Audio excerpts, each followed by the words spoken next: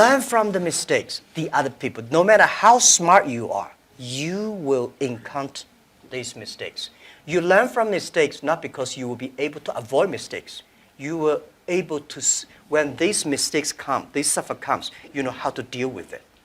I am particularly proud and happy about the young filmmakers, actors, singers, writers, producers that are coming up behind my generation. In particular, Barry Jenkins. Young people understand this young man made 10, 15, 20 short films before he got the opportunity to make Moonlight. So never give up. Without commitment, you'll never start. But more importantly, without consistency, you'll never finish. It's not easy. If it was easy, there'd be no Kerry Washington. If it was easy, there'd be no Taraji Henson, P. Henson. If it were easy, there'd be no Octavia Spencer. But not only that, if it were easy, there'd be no Viola Davis.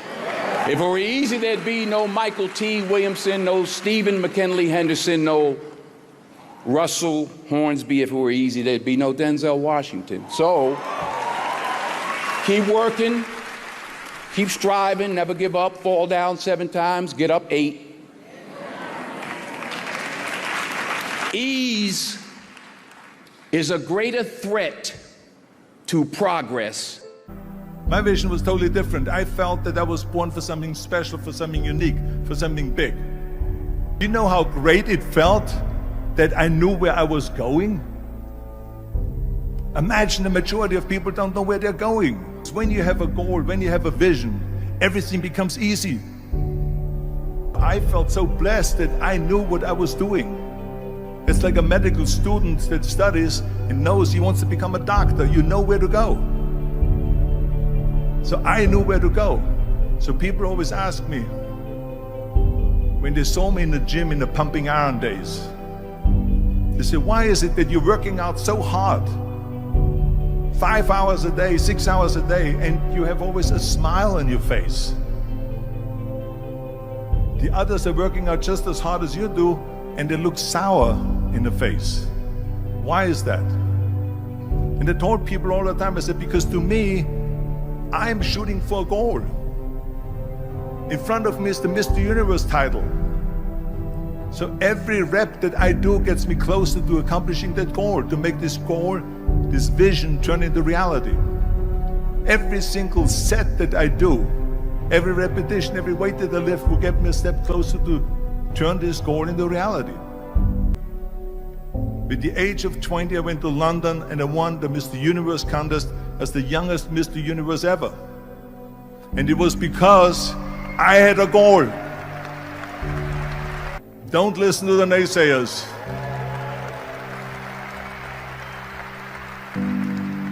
Everything I ever did, the thing that I heard out of people's mouth was, that's impossible. That can't be done. Or no. So whenever someone said to me, it can't be done, I heard, it can be done. When they said no, I heard yes. And when they said it's impossible, I heard, it is possible. I'm a strong believer of what Nelson Mandela said, that everything is always impossible until someone does it. Well, I'm gonna be the one, I said to myself, I'm gonna do it and I'm gonna show it to them. Maybe it has never been done before. That's perfectly fine with me. But I'm gonna do it. And I did not listen to the naysayers. There is no magic pill. There is no magic out there.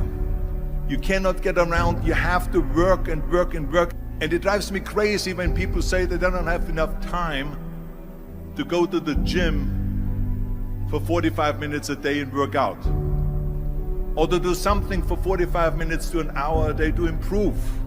If it is physically improve or if it is mentally to improve.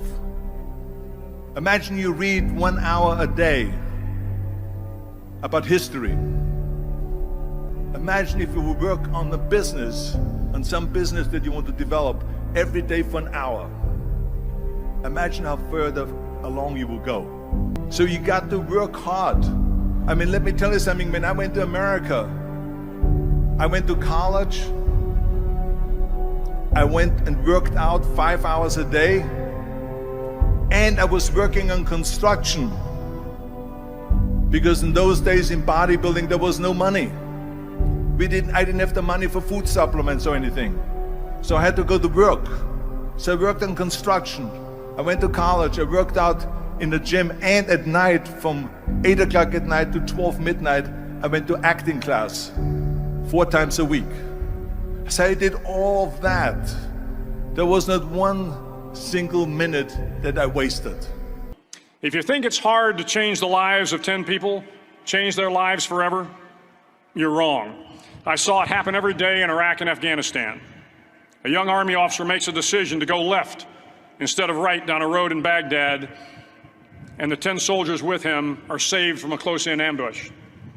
In Kandahar province, Afghanistan, a non-commissioned officer from the female engagement team senses that something isn't right and directs the infantry platoon away from a 500-pound IED, saving the lives of a dozen soldiers.